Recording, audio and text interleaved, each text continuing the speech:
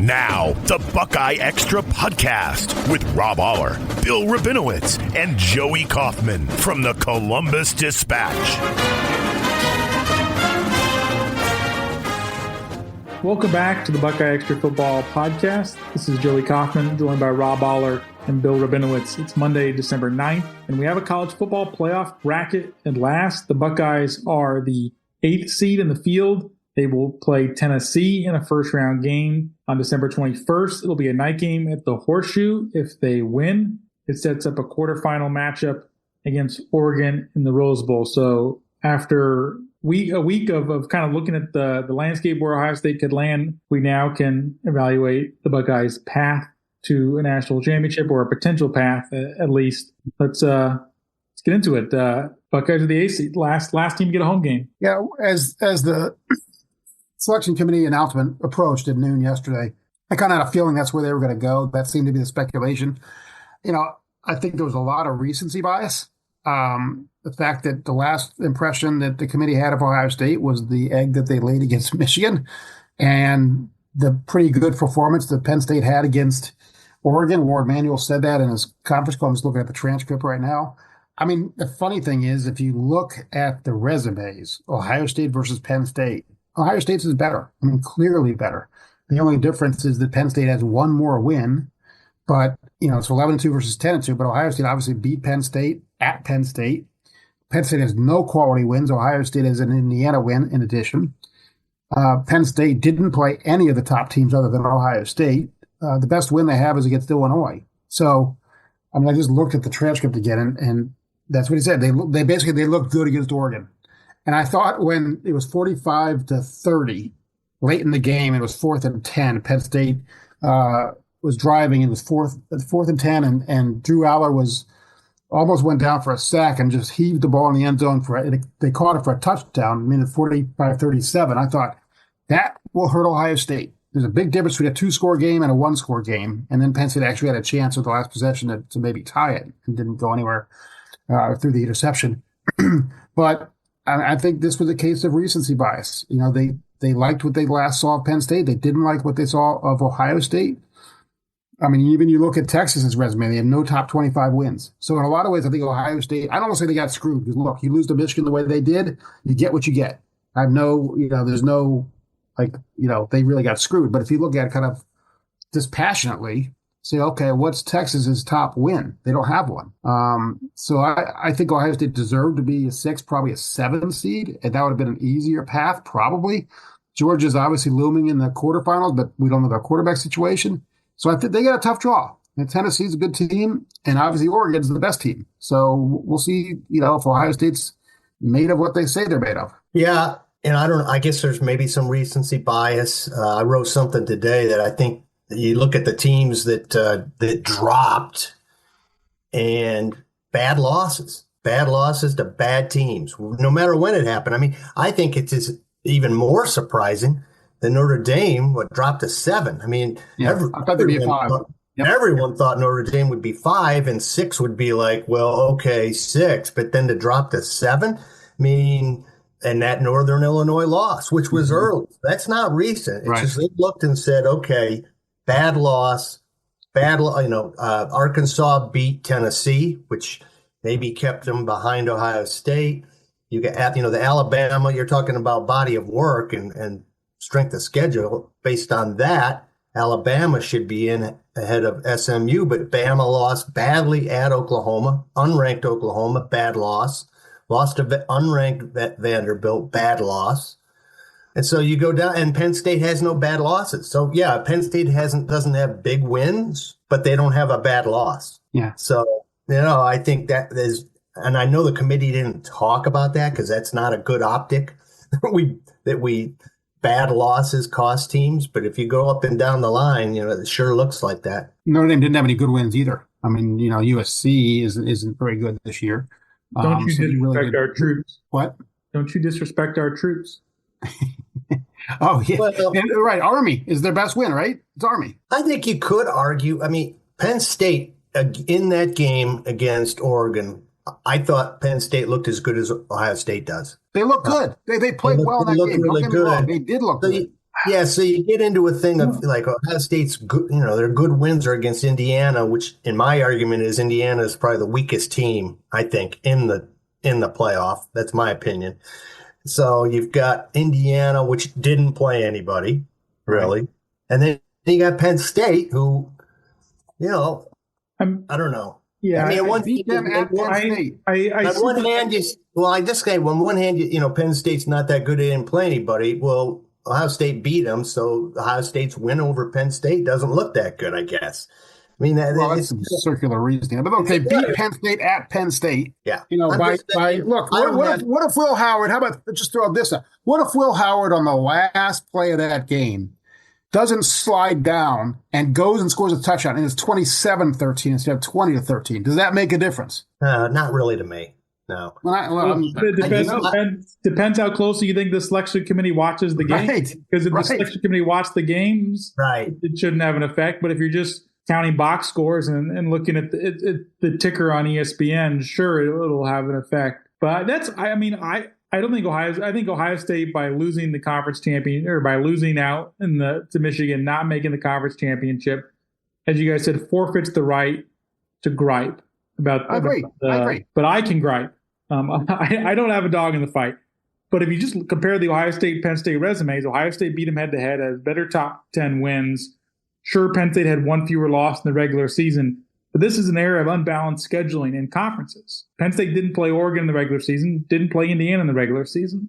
So they didn't play Michigan either. Didn't even play Michigan, which might have given them a game, maybe. So I think that has to all come into account. And if Ohio State has that Michigan loss, if you were to flip Ohio State's November and had the Michigan loss at the start of November, and you had the Penn State win at the end of November, there's no way Ohio State's ranked below Penn State. Well, I agree with that, but there is something to be said for the old, where are you at the moment they're picking? How good are you?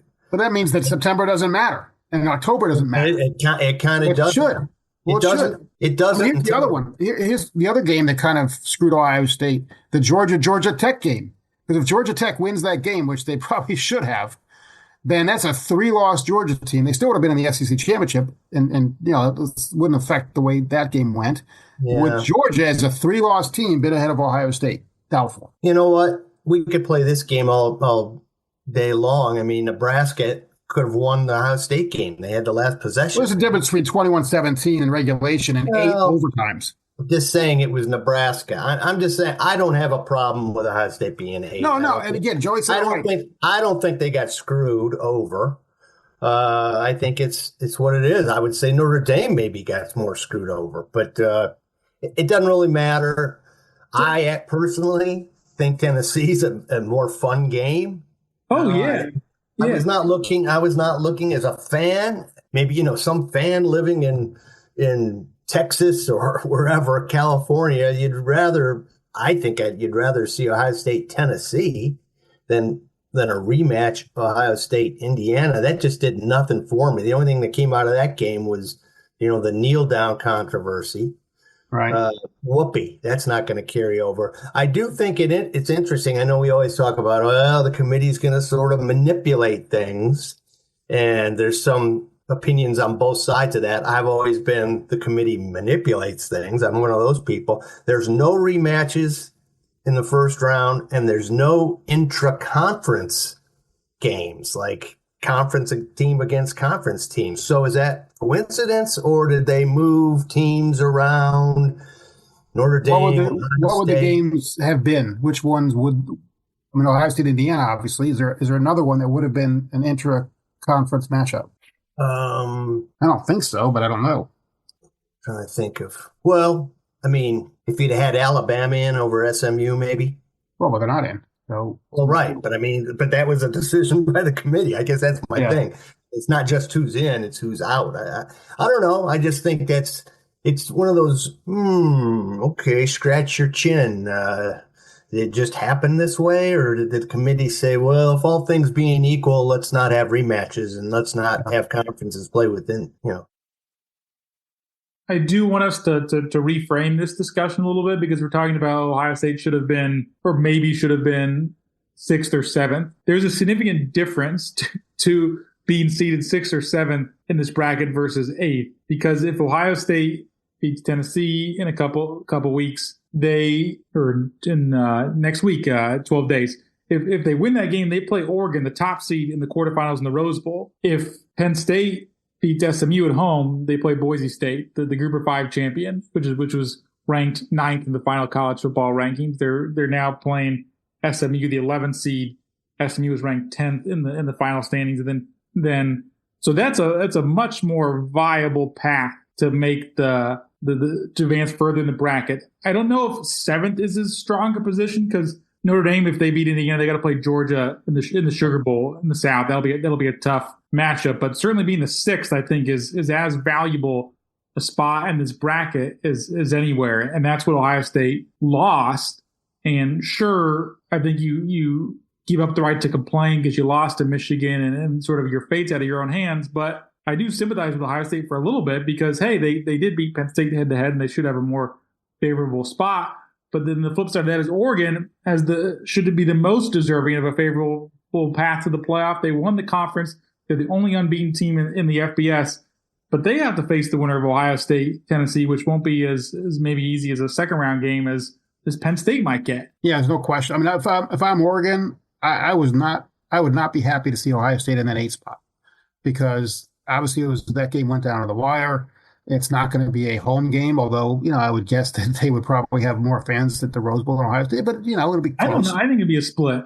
Yeah, but it's not going to be like it was at Autzen. Right. And so, and Ohio State will be hungry for that game. The big difference now is that Ohio State's offensive line is not the same as it was entering that game, and Oregon will presumably have Jordan Birch. I mean, they have him back. So, and Oregon's really good. I mean, they are really good.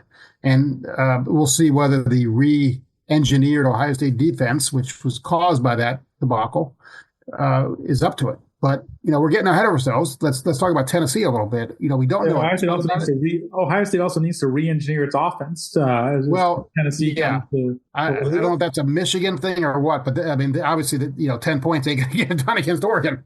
Let me just tie this off with a bow with the conspiracy theory. War Manual, yeah, Michigan man, But he's only the chair, really just the spokesman. He has no more clout than any of the other people in the room. Well, maybe. I guess not. No, I mean, that's the way it works. I'm saying conspirity theory. That's all it is. Well, okay. Conspiracy theory. Like stuck at the Ohio State, doesn't want those Buckeyes to win it all.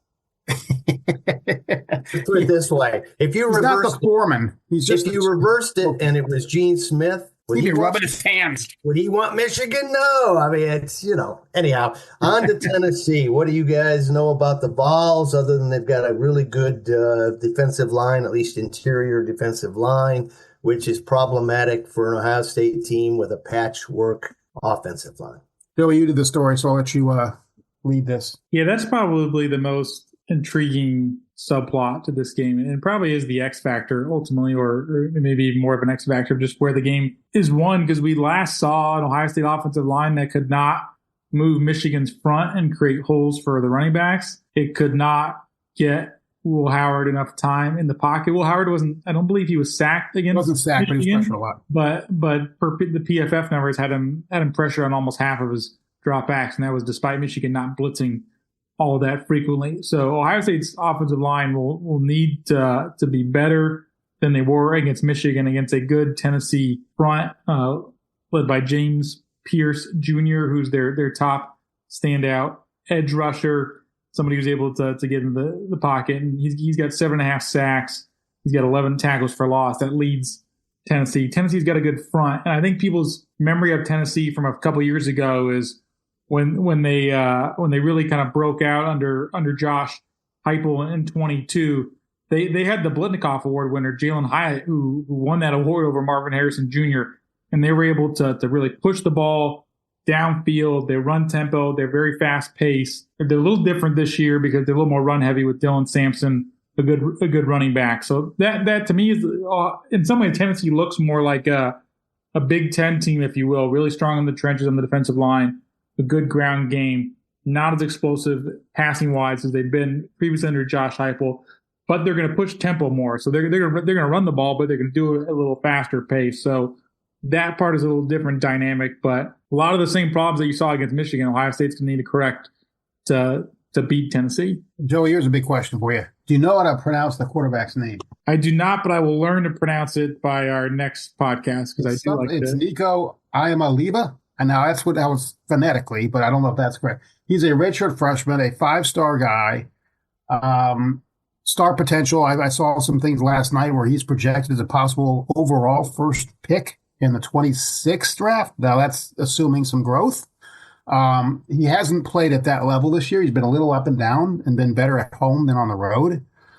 He's kind of a skinny guy, 6'6", 215. I mean, he's considered a project, but a really good prospect. Right. And he was, I don't know if people remember this, but a couple years ago, he was one of the first high school quarterback recruits who had struck a deal with a collective. And then that made a lot of headlines because it was a multi-million-dollar deal with one of Tennessee's primary NIL collectives. And that was one of the first cases of where there was a high school prospect agreeing to a deal with the collective before he enrolled at school. That triggered a lawsuit. And now collectives are free to negotiate with high school prospects before they sign. Yeah. That to me is the other wrinkle. Tennessee does not have the veteran quarterback like they've had in past years with Malik Hooker or Joe Milton. He's a redshirt freshman, so that to me is maybe an advantage that Ohio State could have. Jim Knowles could devise some wrinkles and throw some stuff at him and really kind of get him out of whack. But that to me is where Ohio State maybe has an edge. He's only thrown for 300 yards once this year. That was against UT Chattanooga in the opener, a blowout win. The next highest was 292 yards against Kentucky. Against Alabama, which was a win. He's 14 of 27 for 194 with a pick and 1 touchdown. So, he's been good, but certainly not elite. And they don't have the stud receivers, you said, Joey. They've got a very good running back, and he's the workhorse. Dylan Sampson run for 1,485. Ran for 4,000. It'd be, quite a workhorse. 22 touchdowns. Run for 22 touchdowns. So he's their guy. He's their bell cow. And if Ohio State's going to win this game, they got to limit him. He's almost always gets 100 yards, but he doesn't go crazy. It's like between 100 and 150, almost every game. So he's going to get his yards, but you just can't let him control the game. He's a smaller back too. Listed as 5'11". Ryan Day said he's low to the ground and hard to tackle. So that'll be paramount to wrap up, I suppose, for the Buckeyes. May I remind you, Michigan didn't have much of a quarterback or wide receivers either. No, of course, but I don't think Tennessee is going to get in Ohio State's head. No, I think that's the big difference. I know that Tennessee does have a really good center, which may be part of why they can run it well. Cooper Mays is up for the Remington. So that's a good position. To have a strength there at center is pretty strong. One wrinkle or one difference between Tennessee and Michigan is you're right, Pop. Michigan does not have much of a quarterback, but Michigan knew going into the game that it did not have much of a quarterback, and they were going to slow tempo and not put a lot on Davis Warren. That's not going to be Tennessee's game plan. They're going to put more on Nico's plate. And so I think there's an opportunity to maybe bait him into some stuff where Michigan wasn't going to even remotely try to play that game. So if Tennessee's going to play at a faster pace, put more on the quarterback's plate, there are going to be opportunities for Ohio State's defense to create some negative plays or havoc. Michigan was playing at a pace where they were going to be less at risk to make interceptions, even though Davis Warren threw 2 in the second half. So do you think Tennessee could scale it back after seeing what happened against Michigan, or are they just? I don't think that's their style. I don't think that's. No, they play at a really fast tempo. They in terms of seconds per play, they're 21st nationally. They typically play and push the pace and crank it up. They could throw a wrinkle and change it, but that is a big part of their identity. So it's tough to imagine them totally scrapping that. And you have to they may look at the Oregon game and see an opportunity to test Ohio State on the perimeter as well, even though they don't have a receiver who's got more than 35 catches. We've seen this year Denzel Burke be vulnerable in coverage. We've seen Davison Igbinosa be flagged for pass interference, so that may be an opportunity Tennessee wants to exploit as well. So I wouldn't take it as a certainty. They'll just pound the ball with Dylan Sampson. They will air it out certainly to some degree as well. They have 5 receivers who have at least 20 catches, none more than 35. And nobody has Dante Thornton Jr. has 647 receiving yards, 6 touchdowns. That leads them. So he's their best receiver. On defense, what I've read about them is that they kind of specialize in disruptive plays. There are a lot of sacks, turnovers. They don't give up a lot of explosive plays. So that's a nice balance, nice mix for them. They create havoc and they don't give up big plays. Again, they haven't faced an offense. Again, I'm not talking about the offense that played against Michigan, but the regular Ohio State offense that we've seen. They haven't faced anything like this. I mean, Alabama isn't what Alabama has been. That's the big signature win for Tennessee this year. So I don't know that they. I'm looking at their schedule. I mean, there's Florida, Kentucky, Mississippi State, obviously Georgia. I mean, this is going to be the ultimate test of whether you think Ohio State's offensive performance against Michigan was an outlier or it was representative of a team that just could not overcome bad offensive line play. I mean, I think that's so some of it what it'll boil down to. Yeah, look, if Ohio State's line plays the way it did against Michigan, they're not going to win anything. I mean, that's just not. And I thought it was very interesting that Ryan Day yesterday in the press conference talked about, they're still evaluating that unit. And he mentioned Luke Montgomery. He mentioned Josh Padilla. We've talked about this before. Could Josh Padilla be the center? That would probably mean that Carson Hinsman moves to left guard. Would they? He kind of sounded a little more definitive about Donovan Jackson staying at left tackle yesterday, which seems to make sense. He mentioned George Fitzpatrick, but he hasn't played really, certainly not in any kind of major situation. I mean, a showdown kind of game. And so, I mean, I floated the idea the other day of Josh Fryer and Tegra Shabola switching positions. Tegra moving to right tackle and Fryer moving inside to guard. I have no idea if that's even in the cards. It's just something to me that makes some sense. I mean, that's going to be something to monitor if they tell us. They might not tell us. Yeah, they it may not, but we'll be asking and monitoring nonetheless. Yes. What do you guys think of the setting of this matchup? Because that is certainly new in this expanded era of the college football playoff. Ryan Day called the opportunity for a night game at Ohio Stadium a historic event. Kirk Herbstreit used different words to describe it, maybe suggesting Ohio State would be disadvantaged by playing in front of its home crowd. But I think it'll be a pretty good scene at the Shoe for a night game, 8 p.m. prime time playoff game, Big Ten, SEC. What do you guys think? I would think so. It should be. I mean, this is kind of a weird one, but it never gets quite as loud when you're wearing gloves and mittens. In terms of your sound, I think that's funny, and I agree. It is, but it's real. How much of the Michigan hangover is there? I don't know. I think it should be pretty exciting. For years, all we've heard is, just wait till these teams from the South have to come up here and play. You would think there'd be a lot of excitement to see that. But so far, I think there's still just sort of a distaste about Michigan and Ryan Day. It's like there's still an element out there of like, well, if they lose, maybe they get rid of Ryan Day. I mean, I don't know if that's 10%, 20%, 5%, 70%. I don't know, but that's out there. And so I would think when the game begins, it should be pretty loud. The elephant in the room for this game is Ryan Day. I don't know. I think it's overstated to say he's coaching for his job, but maybe it's not. I mean, if they lay another Michigan style egg, I think I don't think they'll do that. But if they do, it's going to be ugly. Now, if they come out and they play well and they win, then I think it's much easier to move on. They'll have momentum going into the Oregon game. I think kind of all is well in Buckeye land, except for the element of the fan base that will never forgive Ohio State forever losing to Michigan. And look, that was an unforgivable loss. I mean, there's no sugarcoating. It was a terrible loss. But it's over. And so Ohio State fans have a choice. They can wallow in that and say, off with their heads. and I want the season to be over, or they can say, okay, we have new life. Last year when they lost to Michigan, they got stuck playing a Cotton Bowl game that nobody cared about. Didn't even have a quarterback.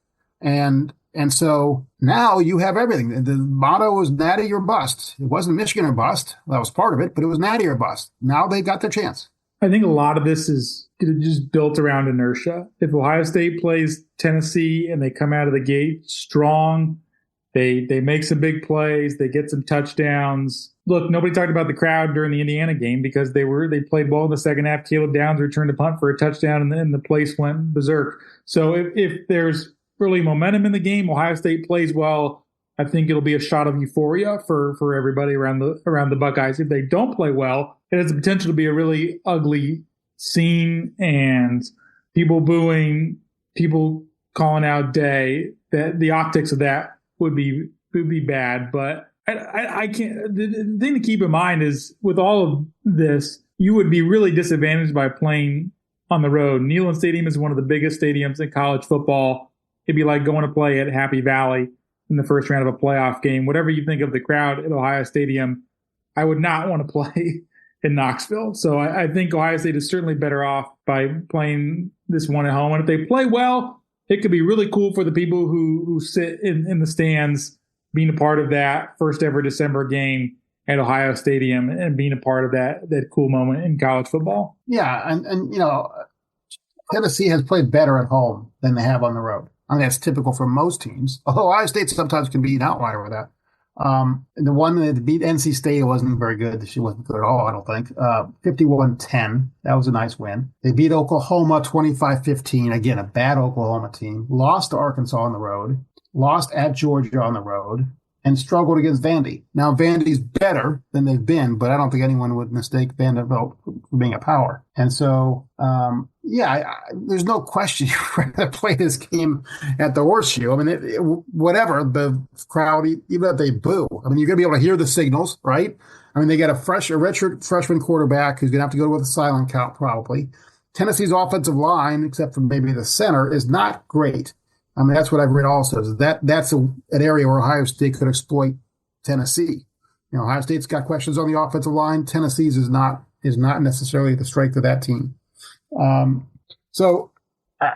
think Ohio State's a 7-point favorite, which seems about right to me. I mean, Tennessee's certainly dangerous. They've got talent. If Ohio State doesn't play well, they certainly could lose this game. But I think you go into it much, liking Ohio State's chances. One other thing we should acknowledge about this playoff journey is it's bound to be impacted by players who enter the transfer portal. As of the recording of this podcast, it's almost 1:00 on Monday. We know of 4 players who have either announced or have officially put their names in the portal. The biggest one, I think, last night was Devin Brown, the backup quarterback, who announced he will be going into the portal with 2 years of eligibility left.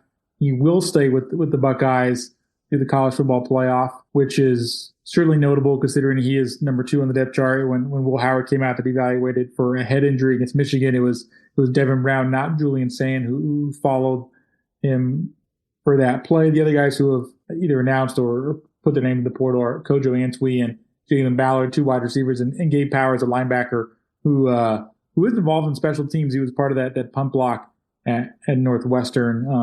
Jalen Ballard's also on some punt coverage. Ryan Day left open the possibility that all those guys could also stay with them through the playoff. He seemed to suggest that decisions would be made later on this week. Typically in the past, guys who have gone to the portal have not been a part of any of the bowl game prep for the playoff, but that could change this year, and it seems to be changing at least with Devin Brown. Devin Brown is officially in the portal, by the way. His name is officially in there. That as of early this morning, he was the only one who was, but again, the other guys have announced. Gabe Powers is a bit of an interesting case because, they're going to lose Cody Simon. There's a chance they lose Sonny Styles. I mean, we don't know what his draft decision is going to be. So there's a chance that, he would have had a chance to start next year. But maybe he didn't see it that way, or maybe there's some other factor. Marysville guy, a lot of high hopes for him, and he's been okay. I mean, he's played. He had the pick 6, right? I forget what game it was, but he had a pick 6. Akron. Okay. And so, good luck to him. But I think the Devin Brown, the significance of that in the long term is that basically means that Julian Sayin is the strong front runner to be the quarterback next year. It would have been a competition if Devin Brown had stayed. Now, I mean, Julian Sayin was nipping at his heels in terms of being the backup guy. And so you also have Lincoln Kienholz, who hasn't played much, and Aaron Nolan, who hasn't played much. I mean, those are 4 and 5 on the depth chart. So I would think that this means that Julian Sayin is likely to be the starting quarterback next year. I mean, I never say, never say anything's definitive because things could change. I mean, if Ryan Day's not the coach for some reason, I think all bets are off. But assuming that Ryan Day's the coach, then Julian Sayin, I would say there's an 80% chance that he's probably the starting quarterback next year. And he better be good, right? Because he better be. Look, he looks good. I mean, he's a freshman. Okay, we've seen. But I always look at it this way: if they're that good, if they're Trevor Lawrence, or they're if they're that level, they're playing. I mean, if they're that NFL ready, they're playing. So I think he's decent. I just haven't seen enough. Just really haven't seen enough. And we're not quarterback whisperers here. I mean, he looks decent. I guess my point is there's not a real good backup alternative, only because we don't know what those guys are. We don't know who will be the backup. The other guys who would be in line to return are Lincoln Kienholz and Aaron Nolan. And you have Tavian St. Clair. They could leave, although with right. Brown leaving, that opens up. Well, I can be the backup. Then I'm one play away. One snap away. Right. Yeah. And you have Tavian St. Clair, a 5-star guy from Bellefontaine who's coming. And so, I don't think Ohio State would feel comfortable having him be the primary backup as a true freshman. But if he's that good, we'll see. They've had that really before, good. Though. C.J. Stroud was the backup for Justin Fields in the COVID year. Yeah. So it's not without precedent in the Day era. And obviously that was a shortened year and a weird year, so he wasn't going to get a lot of playing time anyway. I don't think he didn't throw a pass, right? He didn't but he did. Remember the sugar run, right? Remember when Justin Fields took the hit in the second quarter of the Sugar Bowl? CJ came in for a snap, or at least a snap, while Fields was evaluated and maybe given some other something to help him ease the pain. I wonder what that might have been. The times that we've seen Julian Sayin in practices or whatever else, he looks really smooth. I mean, he looks like a quarterback. He was at Alabama. He was Nick Saban's guy, and then when Saban retired, he came to Columbus. I think Ohio State felt really, look, they had Aaron Nolan and Julian Sayin was available, and they said, "Come on, Julian, we want you." So I think that's how highly they think of him. Yeah, we'll find out. I mean, now's not the time to go into a deep dive on Julian Sayin, but I think looking ahead to next year, I think we see the writing on the wall. Oh, absolutely. All I'm saying is usually you feel a little more comfortable with somebody who has had some playing time beyond the mop-up snaps and that type of thing. Or a backup that at least has been that. A lot of times a guy overtakes another guy, and at least the guy that kind of becomes second string at least was playing a bunch. It's the great unknown, but you've got Ryan Day, who's pretty good history of developing guys. So I don't think there's no panic in the situation. When Ohio State's been in its best in the Day era, it's often been turning the keys over to a second-year guy. That was the case with Justin Fields in 2019. He was a true sophomore in his second year in college. That was the case in 2021, where they handed it over to C.J. Stroud, who was a redshirt freshman in his second year. Then both of those guys were able to have 2 years in the system. That's been, I think, the ideal for them in the past. If Julian Sayin can live up to being the top-ranked guy. But as far as the most immediate purposes, their quarterback depth chart remains unaffected for the Tennessee game because Brown is still with the Buckeyes in the backup. And as you all said, we'll don't need to blow our spring practice 2025 content. Yeah, and we know that next year's team is going to look far different than this year's team. I mean, all those guys, all those seniors are leaving. You'll have, assuming that nobody transfers, you'll have Jeremiah Smith on offense, you'll have Caleb Downs on defense, and a lot of question marks. Yeah, maybe what's the offense? I mean, here's something. We don't need to go too far ahead here, but the offensive line isn't great now. So what's it look like next year? Yeah, that's Tegra Shabola is the only guy that you Carson Hinsman, I guess. Those two guys are it. Josh Fryer's a senior. Donovan Jackson's a senior. Seth McLaughlin is obviously out for the year.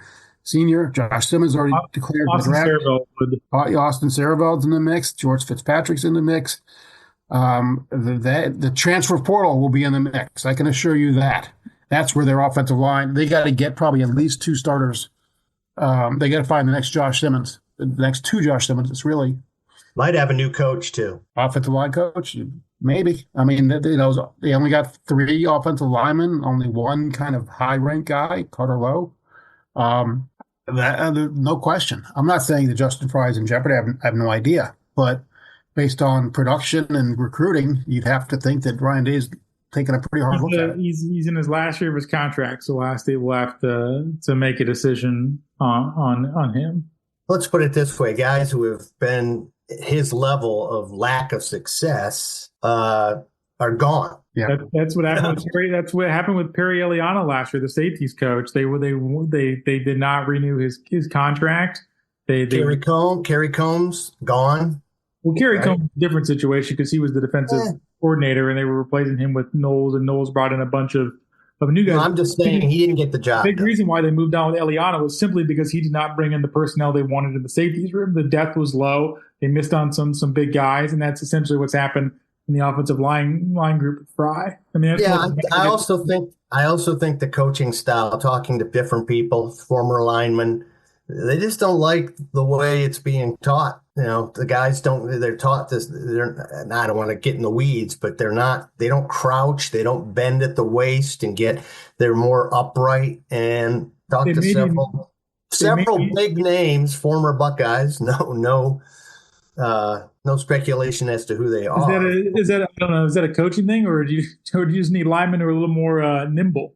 I think that's a great question. I think it's combo. Yeah. Coaches recruit the kind of player they want. Yeah. Well, that's a little off-season tease between quarterback room and off-season lineman. This is the funny part of the college football calendar where you're dipping your toes in the rest of the 2024 season and also wading into what lies ahead in 2025. And that's how it is in the meeting rooms at the Woody Hayes Athletic Center as well, because they got to juggle two things: getting your roster ready for next year and also trying to win a natty. Since they did say it's natty or bust, so they went all in on football, as Gene said back in early this year.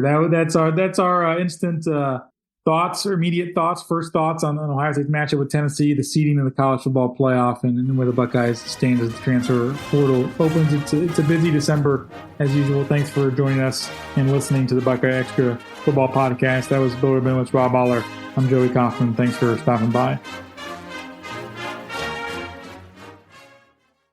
Be sure and subscribe to the Buckeye Extra Podcast in the iTunes Store, the Google Play Store, or on Stitcher.